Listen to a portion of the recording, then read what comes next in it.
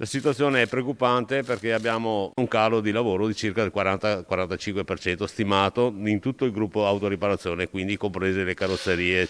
Anche in provincia di Treviso gli effetti della pandemia si stanno facendo pesantemente sentire nel settore dell'autoriparazione, con meccatronici e carrozzieri costretti a far fronte ad una riduzione del lavoro che in molti casi supera il 40%. Confartigianato, impresa marca trevigiana, stima che il lockdown e lo smart working hanno fatto calare repentinamente la necessità di interventi di manutenzione e riparazione delle auto e il conseguente lavoro nelle autofficine.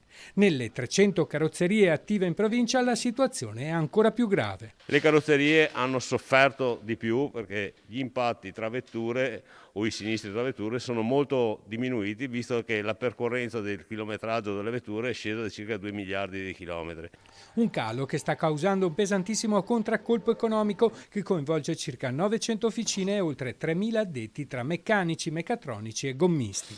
Per il comparto carrozzerie e autoriparazioni si respira il timore di un contagio della crisi che sta già attanagliando il mercato delle vendite auto. La categoria sta pagando anche il congelamento delle manutenzioni dovuto alle proroghe della scadenza delle revisioni che si sono succedute per tutto il 2020, creando un generale calo della sicurezza e piena efficienza del parco circolante.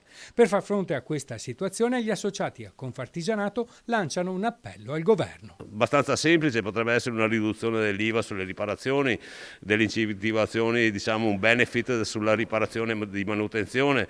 Queste sono scelte che chiaramente la politica potrebbe fare.